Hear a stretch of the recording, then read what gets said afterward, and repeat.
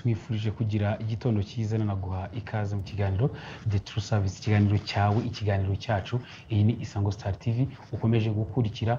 Ndizera ko wakomeje kunogerwa na gahunda kandi zayo.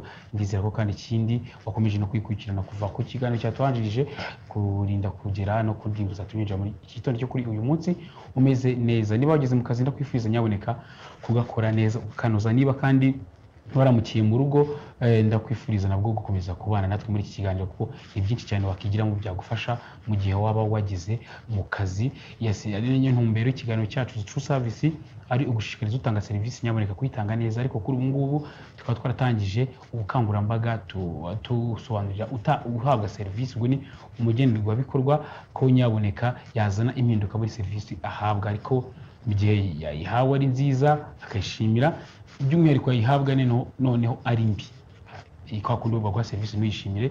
Niba ari yishyurwa ntukayishyure, kandi ikindi ntugasige utabwiye waguha serivisi ati wamaye serivisi mbi, bityo n'umubwira ko waguha serivisi mbi n'uwakabiri akabwira ko wamaye serivisi mbi, arumva ko hari ibyo atanoza, bityo yisubiro nyine abikosora. Ariko iyo ucecekera n'udakicecekera azumva ko ari uko nguko nyine bikorwa, akomereza aho ngaho nyine yangiza serivisi. kandi twifuza ko tugira tuva ku rwego rumwe tukagera ku rundi. Televiziyo 2020 irageze, harabura iminsi mike cyane ngo igere. Birumvikana rero ko ugomba kuzana impinduka muri serivisi utanga, ndetse nusaba serivisi nawe akazana impinduka.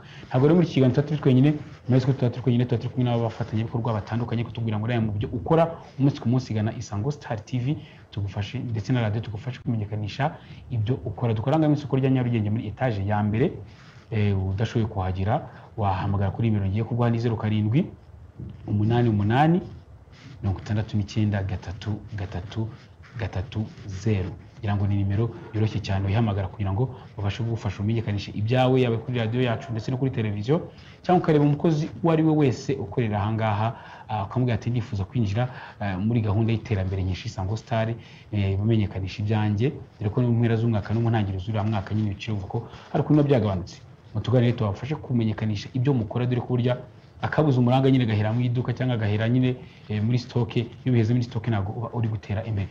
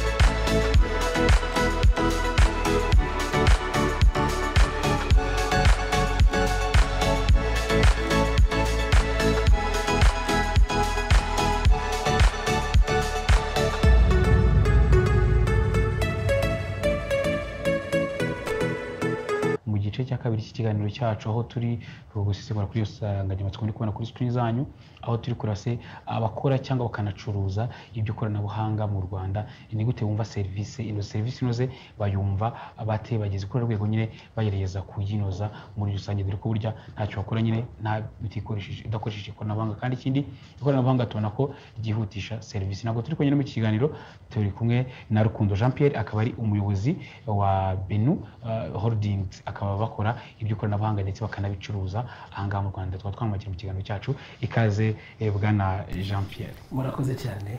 Yes, ngira ngo twabifashije kugira ngo tubashe gusengura kuri insanganyamatsiko kuko hari byinshi muzana mu Rwanda bifite uburere n'ikoranabuhanga. Hari n'uburyo ki bikoraho kandi by'ikoranabuhanga iyo ukoreshejwe neza iterambere ririhuta na serivisi ikanoga. Muri rusange ndadutangirana, iyo bavuze serivisi inoze mwumva ari serivisi yakagombye kuba iteye iki?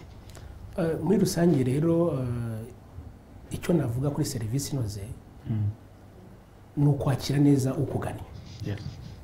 Kwakira neza ukugannye rero yaba ari umukiriya cyangwa se ari uje kugisha inama runaka aruje gusaba serivisi nyine muri rusange iyo umwakiriye neza uba utanze serivisi inoze numva muri rusange ari uko nguko yes mwakiriye neza ubutanze serivisi inoze birumvikana namwe n'ushaka kuba dukurikira ikaro kandi akibase Rukundo na Beno Holdings serivisi batanga ubuvuye mu by'ikoranabuhanga nizihe kugira ngo bafasha udukurikira muri kano kanya ubundi twebwe nka Beno Holdings iyo uvuze holding umva ko hari izindi company ziri munsi yayo cyangwa se iholdings yes harimo isanzwe izwi cyane yitwa Beno Cars Technology ni twe twabanje kuzana Speed Governor mu gihugu tajya no kuzikoresha Speed Governor yaje rero ari igisubizo kuri accident zabagaho mu gihugu mu modoka twara abantu ndetse n'ibintu tunishimira n'intambwe imaze kugerwaho mu myumvire y'abazikoresha ndetse n'abanyarwanda muri rusange tunabashimira rwose kuko iyo tuza kuba ari twe twenyine ntago byari gukunda ariko hamwe na polisi y'igihugu hamwe na rura baradufashije noneho n'abantu ubwabo kuyakira serivisi bayakira neza noneho tukagira n'indi bita Sizana Green Solution Sizana Green Solution iyo urumva ko harimo solution zitandukanye ariko ziri green ariho muzasangamo hari product nshyashya twazanye ku isoko indangabyerekezo by'abanyonzi aho umunyonzi utwaye igare nta upfa kumubutaza kuko ubundi iyo yajya gukata byabaga ari ikibazo ariko ubu ngubu twabazaniye uburyo ki yakoresha mu kuboko ugasanga atangiye kujya gutya kandi iyo avanyeho kwa kuboko ku mahembe akajya gutangira kwerekana aho agiye gukatira byanze bikunze ata equilibre iyo ata equilibre rero niho usanga akenshi na kenshi babagonze cyangwa se ugasanga rimwe na rimwe bataye nyine umuhanda umukono bari barimo cyangwa se icyerekezo bari barimo tumaze kubibona gutyo rero niho twatekereje ese niki twakora mu ikoranabuhanga kuko intego yacu ni mobility solutions mobility solutions rero zijyanye n'iterambere ry'igihugu niho twazanyemo iyo ndangabyerekezo y'igare ubu ngubu umunyonzi mu minsi iri imbere araba atuje mu muhanda kuko araba afite iyo ndangabyerekezo noneho twasinyanye na Radiant yacu amasezerano abaha ubwishingizi ubundi babagaho nta bwishingizi bagira ubwo rero urumva ko muri za serivisi inoze turimo kugerageza guha abanyarwanda ndetse no hanze y'u Rwanda turimo kugerageza kuzana ikintu gituma wa muntu ukoresha umuhanda tuvuze nka Beno Holding agira umutekano umutekano uhamye mu muhanda akagenda atuje niyo solution yitwa tuza bishatse kuvuga nyine uri ares uratuje mu muhanda ntago upfa kukushyira ku ruhande kuko nta ndangabyerekezo ufite kuko ntawe ukubona ibyo byose rero ndizera ko mu minsi iri imbere bizaba nabyo byakemutse igira ngo izo ni zimwe harimo nk'utuwenda kuri iyo Speed Governor n'izindi bagenda uzijyaho hari impanuka imwe kuba angana n'umuntu ambwira ngo byatewe nuko iriya modoka irimo Speed Governor ati izi modoka ziri kuza kuri ngo zifitemo computer muri zo ati kuko iriya computer muri modoka batayikoranye na Speed Governor ikagenda ikongerwa kuri iyi computer muri modoka nibyo byateje impanuka iriya modoka yataye control kubera Speed Governor ngira ngo wenda udufashe kuri icyo kintu yakivugagaho gutyo navuga ati kora bisobanukiye ikintu umuntu akakikubwira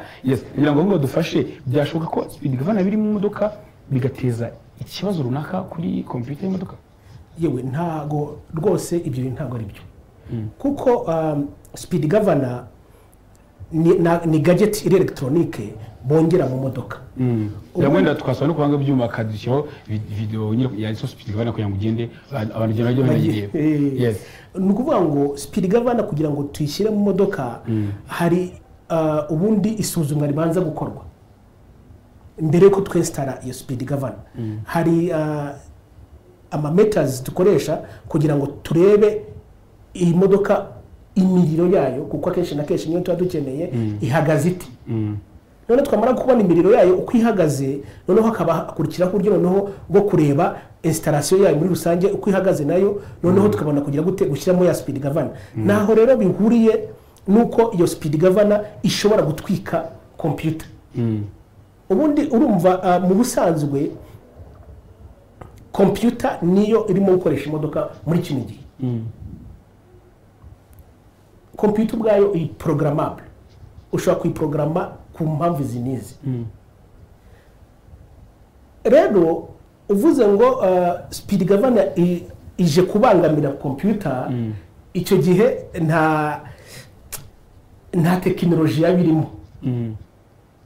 Ahubwo ya speed governor iza gufasha ya computer kugira ngo bibashe kuregira wa muvuduko. Uranyumva neza?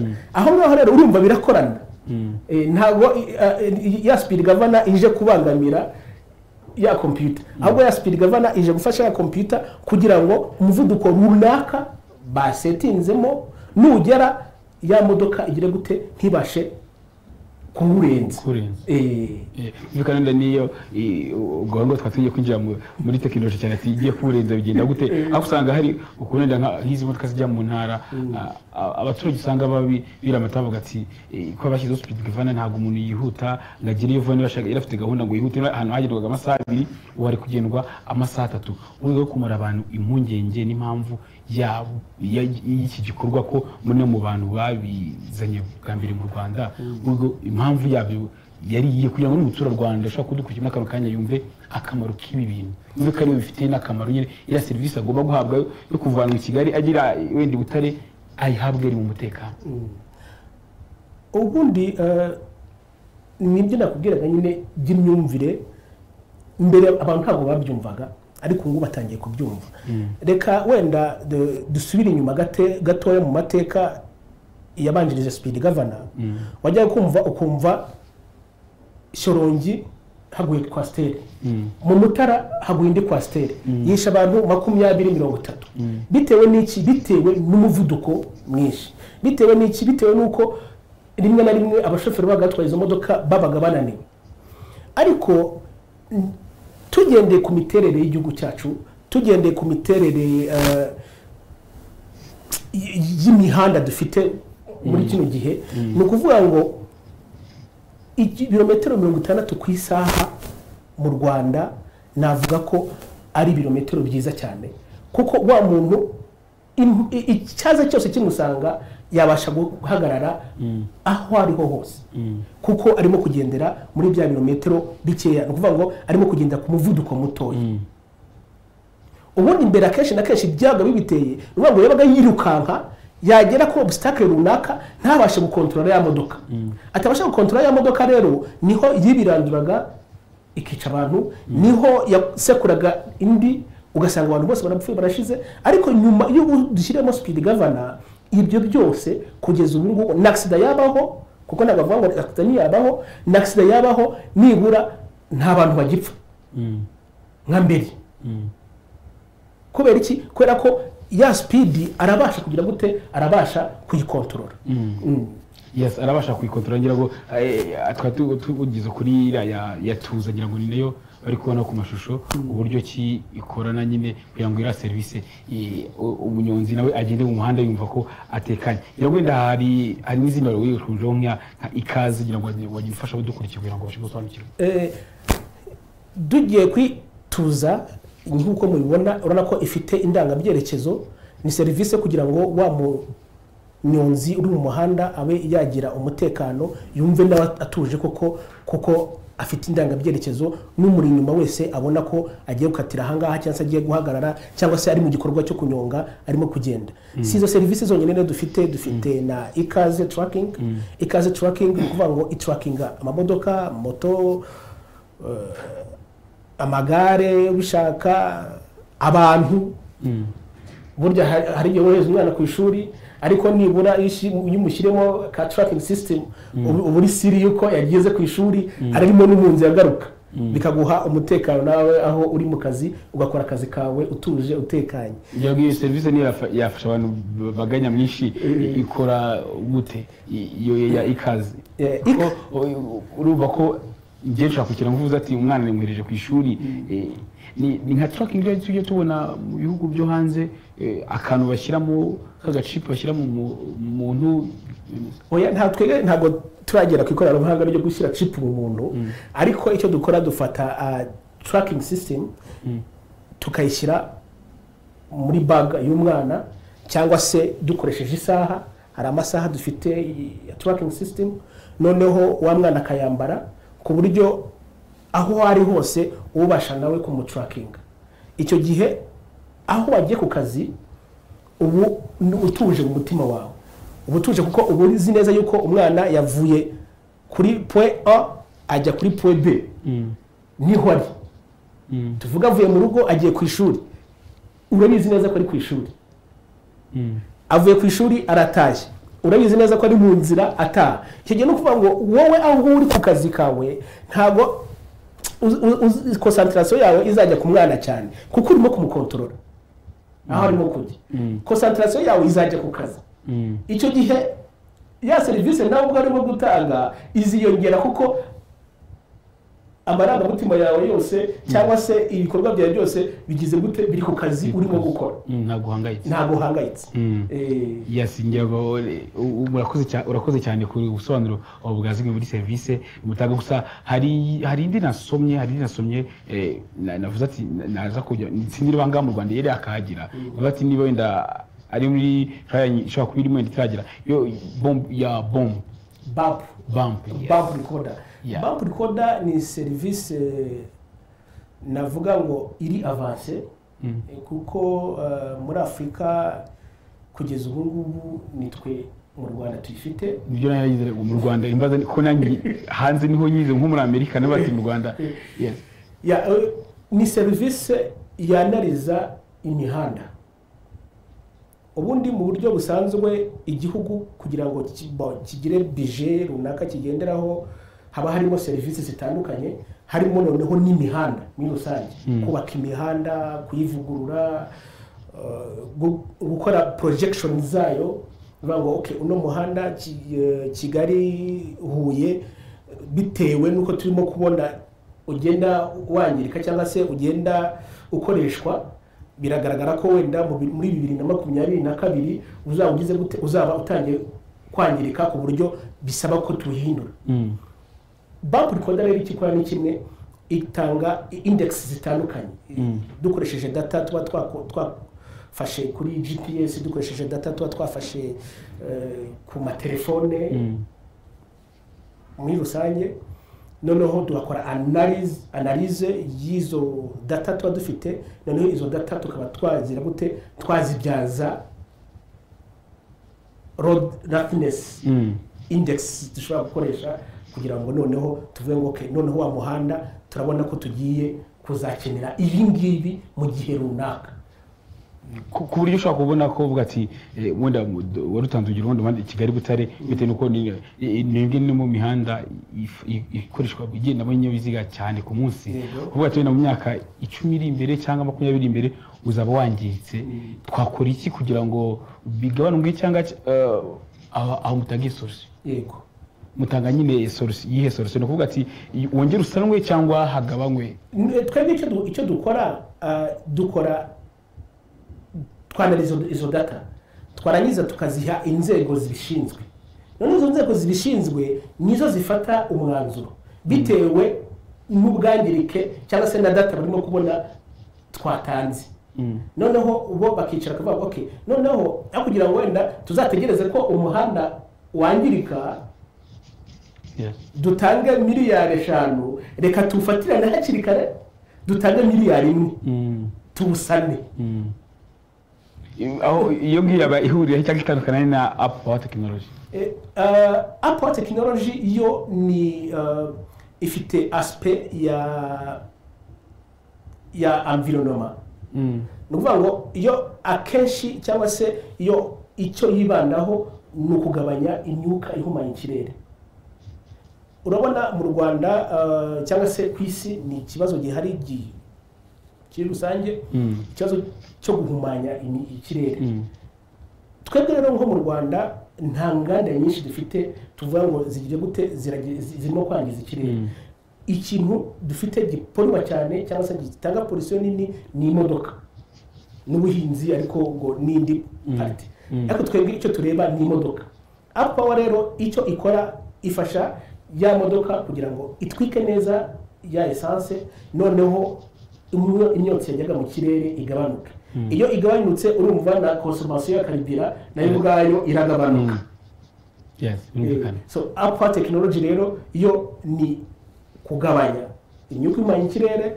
Bump recorder ni data analysis z'imihanda. Yes, ubwo birumvikana ko ni system ishyirwa mu modoka ya Up Power. System ishyirwa mu modoka kugira ngo ibigabanye ibyo byose.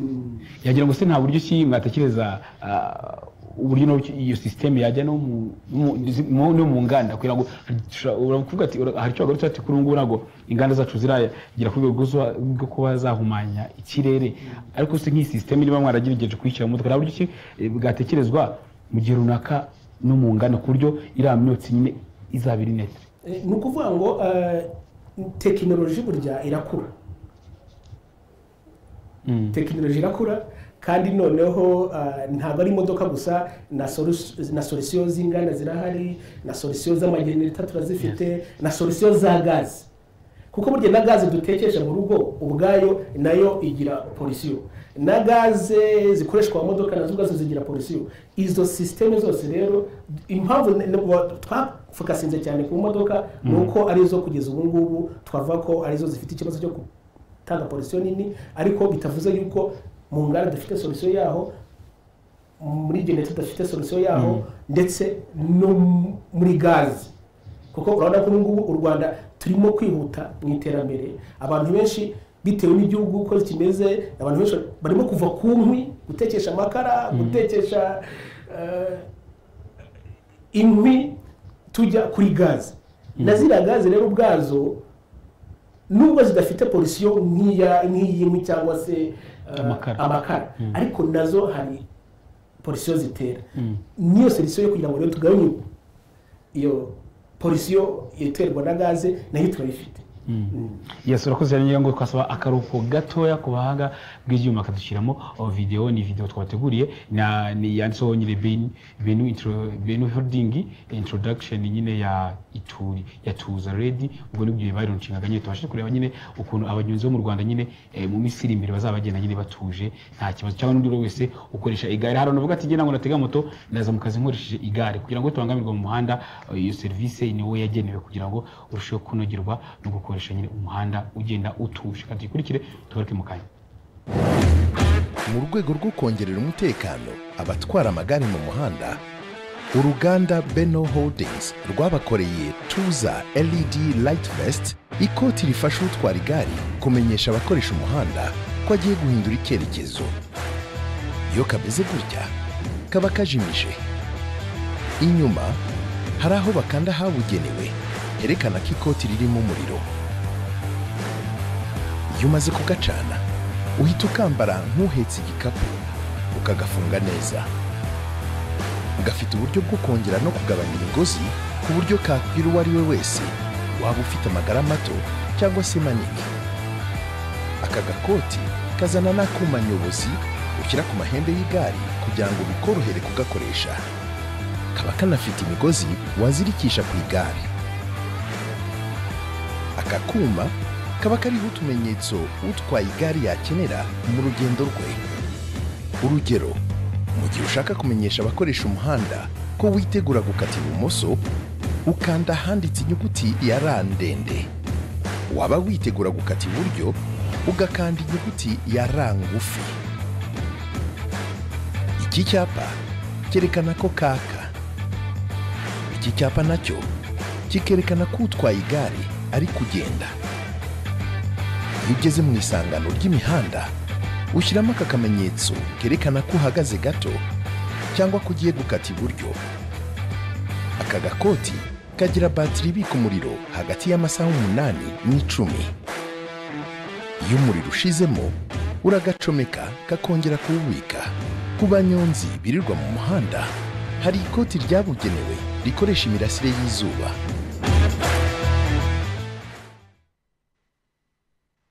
ngira ngo rero ubonye iyo introduction ya Tuza ubwo ni ijyagenewe nyine abanyonzi, ubwo gizira ko abanyonzi banogewe n'iyi service. ngira ngo tukiri kumwe bwana Jean Pierre, ngira ngo buri munyonzi wese mu Rwanda iyi service azashaka kuyibona bimworoheye, kuyibona kandi ku giciro kimunogeye. Nibyo turimo kugerageza kuko turabizi ko umusaruro wabo ubwabo ni mutoya. Ibyo binjiza ku munsi.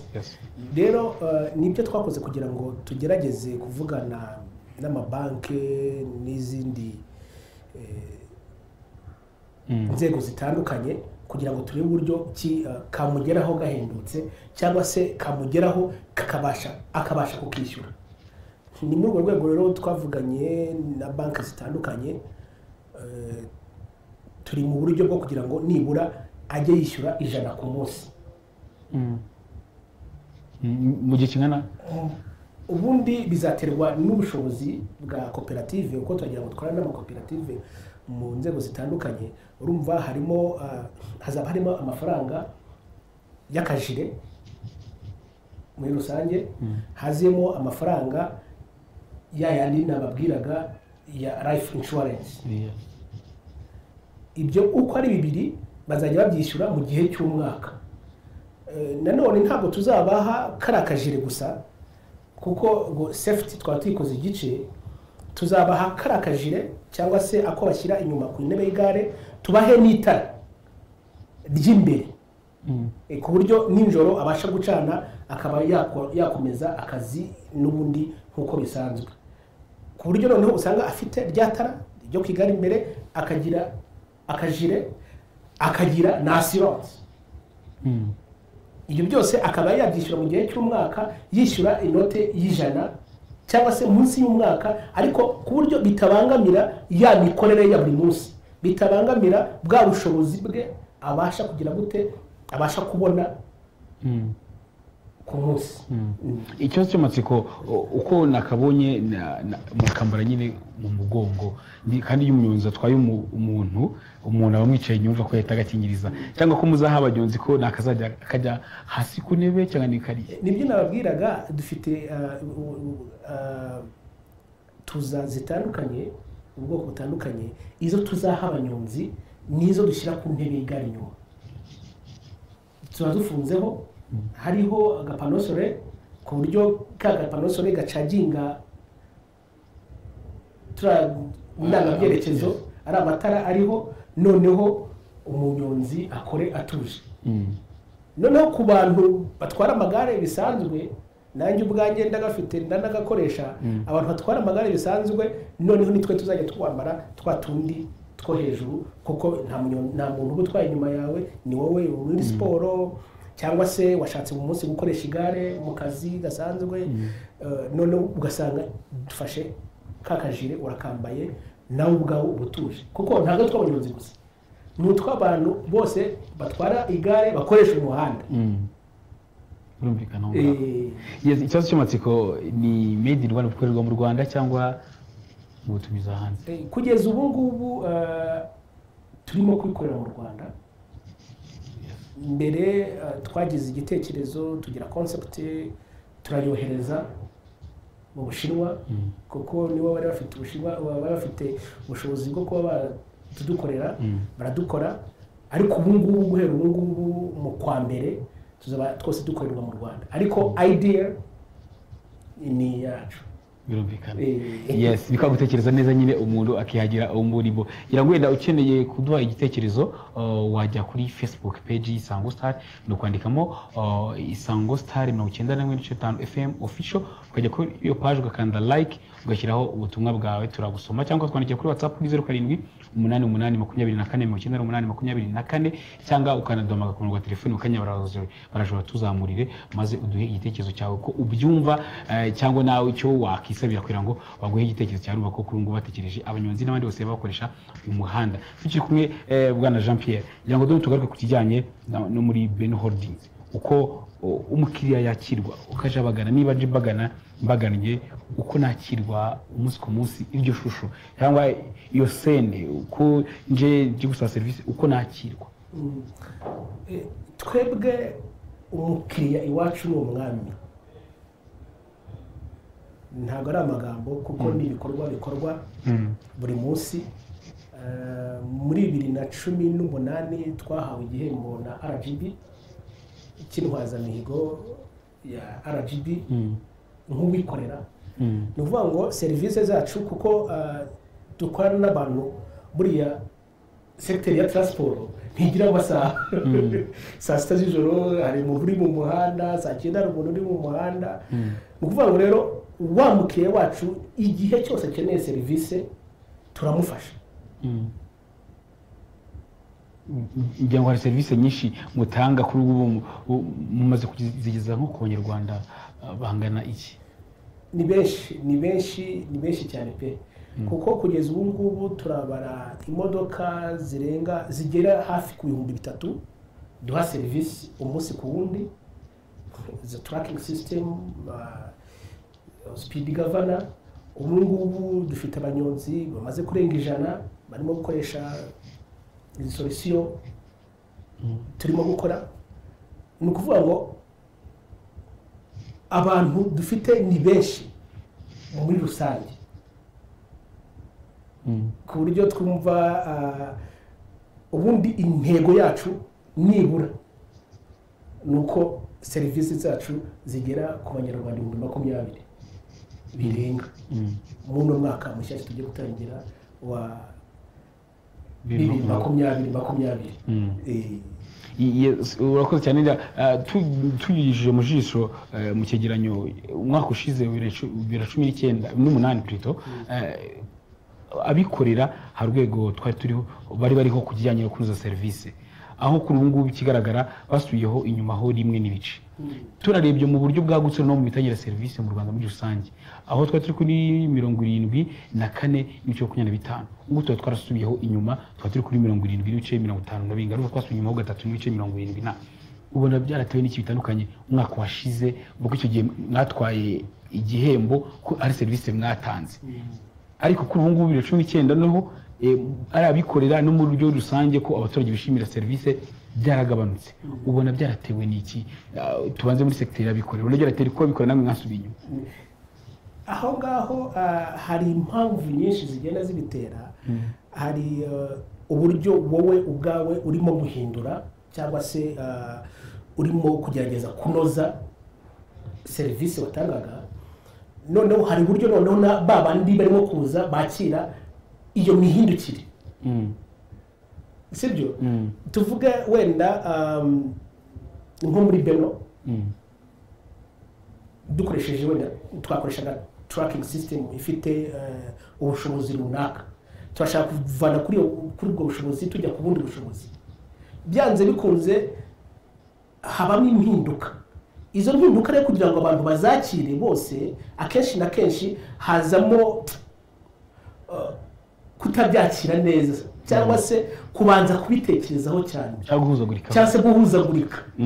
Aho ngaho ntekereza ko aricyo akenshi cyagiye kibitera, kuko urebye 2018 urebye naho kano kanya navuga ngo imitangire ya serivisi igeze cyangwa se imyumvire y'Abanyarwanda muri rusange bari muri business, kuko mbere Abanyarwanda ntabwo bumvaga ko bagomba kugira gute, bagomba gukora manufacturing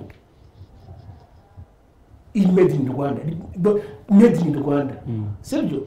Bumva ko bose bagomba kujya kurangura mu Bushinwa, bagomba kujya kurangura muri Kenya, muri Tanzania.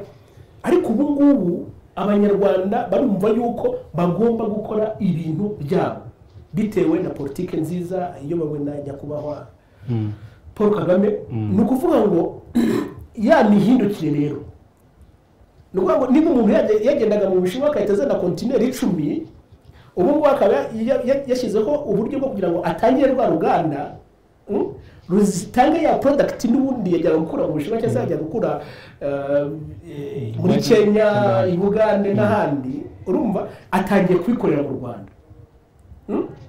Za kontinent n'icumi ntabwo yahita zigiraho kano kanya, ntabwo bishoboka. ubwo byumvikane ko mu bikorera nuko hari ukuntu mwahinduye uko imikorere, imyumvire. hari utwize kuganira agaruka avuga ati byatewe nuko abaturarwanda ubwo ni abagenerwa bikorwa basaba serivisi, hari uburyo ki bazamuye imyumvire mu kumva ngo iyo nahawe serivisi mbi nyihakane.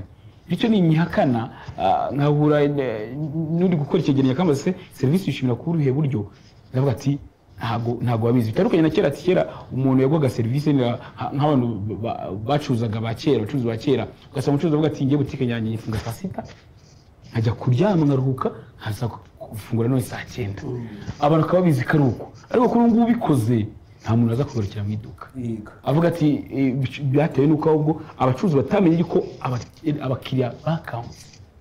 Nibyo nabwiraga, hari impinduka nyinshi zigenda ziba. Iyo aspect navugaga ni imwe muri izo mpinduka.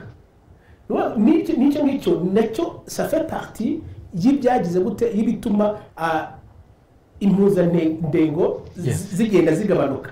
Kuko urumva mbere wahaga umuntu nk'ibyo bavugaga mu iduka, ari umugabo kera wari utuye iwacu, iyo yabaga uwo munsi ari muri kino gihande, ntabwo umunsi abiri muri kino gihande bajya kubiguha, nabwo ngo ya munsi ndacuruza ibyahangaye nyuma yanjye. Bivuze iki rero? Bivuze ngo ubu ngubu bikoze nyine ntabwo umuntu yabyakira, yari monopole ubwo kuko amaze kwisobanukirwa. Kugenda rero twisobanukirwa nibyo birimo gutuma ibyo byose bibaho, izo mpinduka zose zibaho. Cyangwa bisanga byaratewe nuko abakompiyuta babaye benshi. Iki gihe yabikoraga yacuruzaga wenyine, ni ukora wenyine, umupore wenyine, ukora ibintu kubishaka. Ariko iyo ukora ibintu kubishaka, ariko noneho ubu ngubu icyerekezo turimo, isi aho ituganisha, igihugu, icyerekezo cy'igihugu aho kirimo kuganisha, buri muntu agomba gukora kandi agakora cyane kugira ngo abashe kugera kuri target runaka.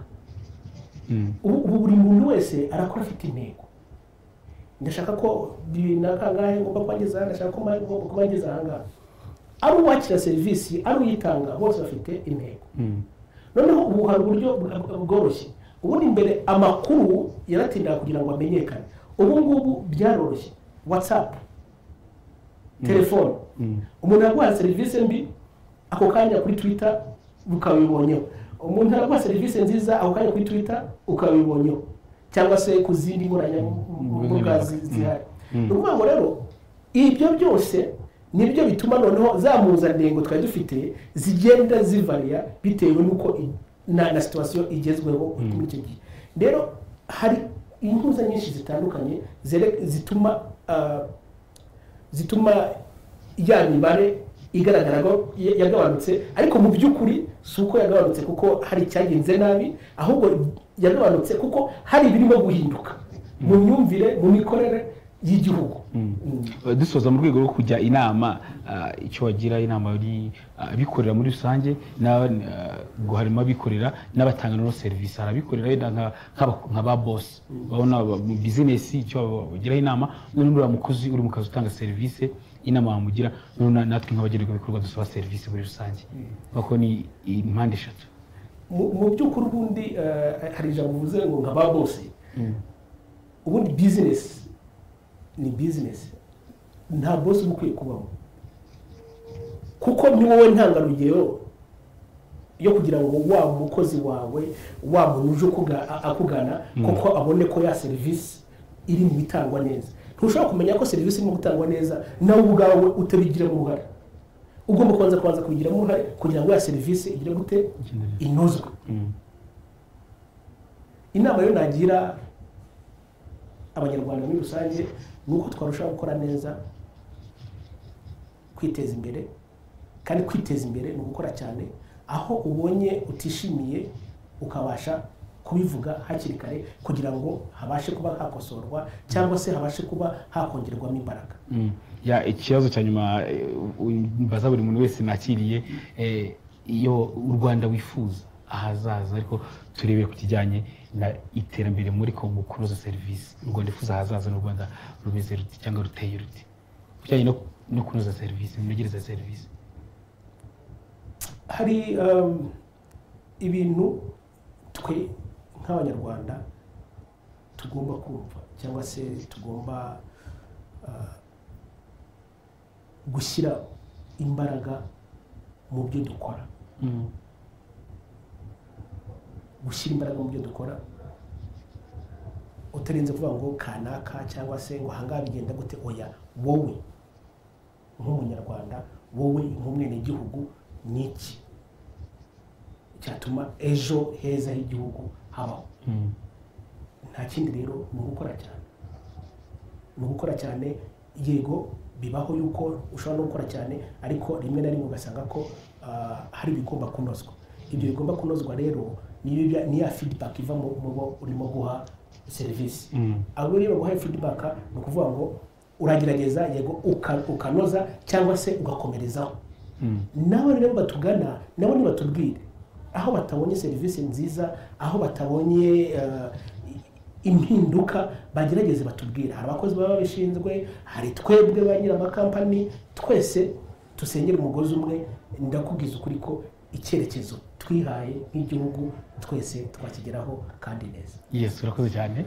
Yes, katushimira cyane kwa mwitabira umutumire bwacu katukumwe na Rukundo Jean Pierre akaba ari umuyobozi wa Ben Holdings akaba bakora bakanacuruza ibyikoranabuhanga twari bagase abatanga serivisi nyine zikoranabuhanga bageze ku rwego bazinoza ni gute batekereza nyine abanyarwanda kugira ngo serivisi baduha irusheho kunoganiza ngo shimire gera isibo Origene cyari kiganiro de True Service mugeze bagira ngo babashe kubona ku munsi ko yagize ikibazo arwaye tumbira ati arwaye kandi ubukira reka ngushimire ko atanyene kuva isatu twugeza amaginga yangaya nanakubwira ati wowe washobora kuba wanditse ubutumwa ni tubusome turakwihanganisha ko igihe ntabwo cyatubaniye niba nabashe guhamagara kwitabe tukwihanganisha ariko turi kumwe ku munsi w'ejo kuva isatu twugera isaha 4 mukomeze mu muntu ugirwa na gahunda za Isango Star TV.